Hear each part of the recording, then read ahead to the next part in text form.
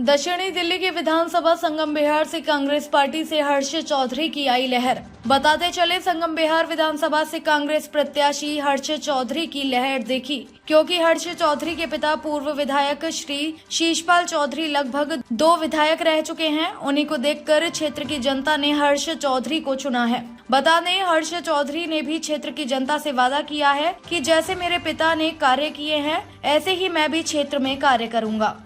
उस झील में खूब अपना हमने आप लोगों के मीडिया बंधुओं के माध्यम से भी बाई चांस मिल गए थे। उन्होंने अपने सोशल मीडिया के अकाउंट से भी उन झीलों को दिखाया। और सड़कों का तो इतना अच्छा हाल है, अभी आप जब आए होंगे तो किस तरीके से आप यहाँ तक पहुंचे होंगे संघर्ष करते हुए, वो अपने आप में संघर्ष है। तो संगम विहार में हर्ष के साथ साथ सब में संघर्ष बन गया है, इस जीवन को संघर्ष बना दिया है। उनके इस संघर्ष के जीवन को हर्ष में बनाएंगे, ऐसा मेरा संकल्प। अच्छा, एक लास्ट मेरी बात रहेगी, बस उस पर आप अपनी राय दीजिएगा। सुनने में आया है कि जब टिकट नहीं मिली, टिकट मिलने से पहले वर्तमान विधायक दिनेश मोहनिया जी का कहना था कि अगर मुझे टिकट मिल गई तो कोई माई का लाल मुझे नहीं आ रहा। क्या कहना चाहिए?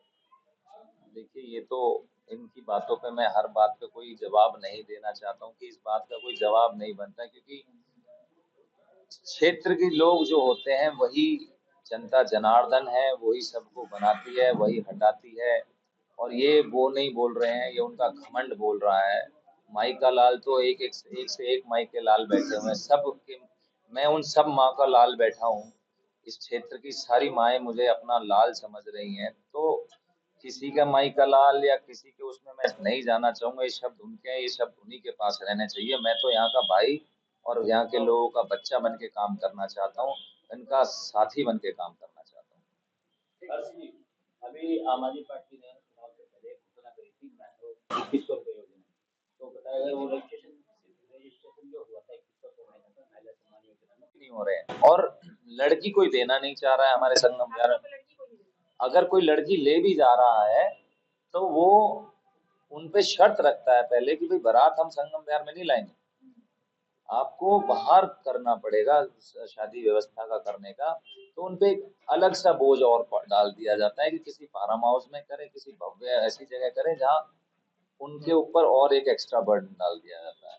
तो इसका जिम्मेदार जिस तरीके से दिल्ली के अरविंद केजरीवाल कुर्सी को छोड़ देते हैं, त्याग देते हैं, उसके बाद जो है उन्होंने कहा कि जनता मुझे दोबारा बैठाने का काम करे।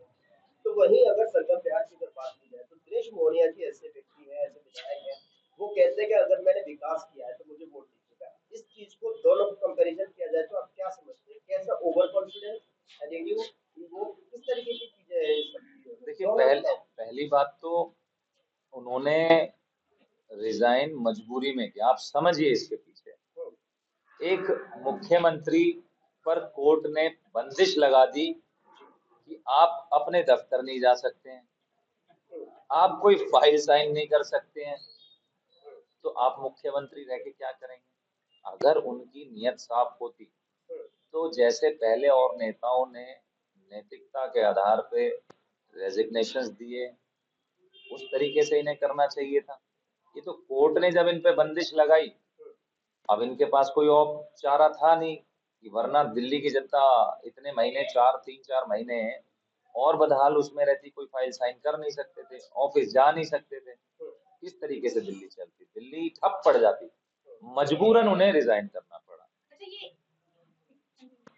और बात जो आप मोहनिया जी की कह रहे हैं, मोहनिया जी तो इस समय इतने घमंड में हैं कि जो भी लोग उनके पास जाते थे काम के लिए, वो हर व्यक्ति को, हर वर्ग के व्यक्ति को, लोगों को, समाज को, वो कहते थे कि भाई वो इतनी कितनी वोट है तुम्हारे पास? कोई कहता था जी 10,000 वोट है हमारे समाज की या हमारे व्यापारी मंडल के। तो कह रहे आप रख लीजिए 10,000 वोट, मुझे नहीं चाहिए।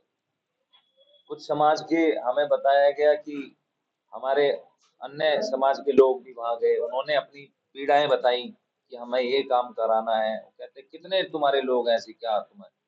तो उन्होंने कहा जी इतने हमारे वो है, तो आप ये भी रख लीजिए, मुझे ये भी नहीं चाहिए। ये वही पार्टी है जिसका विधायक इस क्षेत्र में बैठा है, ये कहता था हमें लाओ, हम 700 लीटर पानी देंगे। आपके चैनल के माध्यम से मैं सभी लोगों से कहना चाहता हूँ, पूछना चाहता हूँ, जागरूक करना चाहता हूँ कि आपको वो 700 लीटर पानी मिल गया क्या? इन्होंने कहा हम कूड़ों के पहाड़ों को हटा देंगे। अभी भी मैं उसी जाम में फंसता हुआ आया हूँ, जिस जाम कूड़े की आप बात कर रहे हैं, वहाँ वही तरीके से वो आज क्योंकि चुनाव है तो आज डंपर लगा के वो पहाड़ों को हटाने का काम कर रहे हैं, दिखावा कर रहे हैं, उठा नहीं रहे हैं वो भी, अभी भी सिर्फ दिखावा है कि पब्लिक में मैसेज चला जाए कि भाई हम काम कर रहे हैं। पर अब जनता जागरूक हो गई है, जनता जान रही है, लोग पहचान रहे हैं कि भाई इनकी कथनी और करनी में फर्क है, ये कहते कुछ है करते कुछ नहीं है। एक सवाल हो जाएगा मेरा, ये आपका गुरुद्वारा गुरुद्वारे पूरा जंगल था, जमीनें खाली थी, आज के डेट में उसकी जमीनें भर चुकी है, विधायक जी ने वो जमीन बेच के खा गए। वहाँ पे तो बहुत स्कूल बन सकते थे, बड़ा शहर बन सकते थे। ये आपने बहुत अच्छा सवाल किया। कल हमारे माननीय सलमान खुर्शीद साहब जो पूर्व मंत्री हैं वो आए हुए थे वहां पर, ये वक्तव्य दिया गया। शीशपाल जी ने बताया कि मैंने उस जमीन को बचा के रखा हुआ था कि भाई हमें जब जनता दोबारा मौका देगी तो वहां पर हम स्कूलों का निर्माण करेंगे, वहां पर हम पार्क बना सकते हैं, वहां पर हम डिस्पेंसरी बनाकर, इस चीज के लिए बचा के रखा गया था। लेकिन आज अगर वो जमीन बेची गई, आज अगर वो जमीन तोड़ी गई तो किसका उसमें हाथ है? आप ही के माननीय विधायक जी का हाथ है उसमें, इन्हीं के पार्षद, इन्हीं के विधायक। और जमीन किसने बेची? इन्हीं के उन्होंने बेची है। तो ये तो सवाल आप उनसे कीजिए जिन्होंने इस क्षेत्र की जनता के साथ धोखा किया हो। ये कहने के लिए आम आदमी है, लेकिन ये वो खास आदमी है जो इस क्षेत्र की जनता को बदहाली जिंदगी जीने पे मजबूर करते हैं। ये सिर्फ और सिर्फ मुखौटा इन्होंने आम आदमी का लगा रखा है, अंदर से ये कोई और लोग हैं। और चौधरी जी, पिछले दिनों आपकी पार्टी के कुछ नेता बीजेपी में चले गए, तो कितना नुकसान मानते हैं? देखिए, आपने वो कुछ नेता तो देख लिए, लेकिन कितने सैकड़ों हजारों जो लोग आए दिन कांग्रेस ज्वाइन कर रहे हैं वो नहीं देख रहे हैं। इस क्षेत्र की जनता में रोज मेरे साथ आम आदमी से भी, भाजपा से भी शामिल हो रहे हैं, आप वो भी देखिए। वो उनकी सोच उनके साथ है, लेकिन आज क्षेत्र की जनता यहाँ पर बदलाव चाह रही है, उन्हें विश्वास है, उन्हें उम्मीद है शीशपाल जी पर, उन्हें उम्मीद है कांग्रेस पर, उन्हें उम्मीद है कि हर्ष चौधरी हमारे बीच में रहकर, साथ रहकर इस क्षेत्र का विकास करेंगे। आपके इसी बात पर मेरा एक सवाल है कि कई लोग जो आम आदमी पार्टी से और भाजपा से अपने अच्छे पदों को छोड़कर कांग्रेस ज्वाइन कर रहे हैं। कुछ दिन पहले मैंने इंटरव्यू लिया था तो उसमें भी कई लोग ऐसे थे जो भाजपा और आम आदमी पार्टी से अच्छे पदों से आए हुए। क्या उनको यहाँ पर भी कोई पद मिलेगा या यूं ही वो कार्यकर्ता बनकर सालों आपके साथ काम करते रह जाएंगे? देखिए, हर व्यक्ति की कोई पद लेने की लालसा नहीं होती। बहुत से लोग होते हैं कि भाई हम साथ रह के क्षेत्र के विकास के लिए काम करें। कुछ लोगों की महत्वाकांक्षाएं होती हैं कि भाई पॉलिटिकल पदों पे रह के काम करें। कुछ लोगों की होती है कि भाई हमें चुनाव लड़ना है।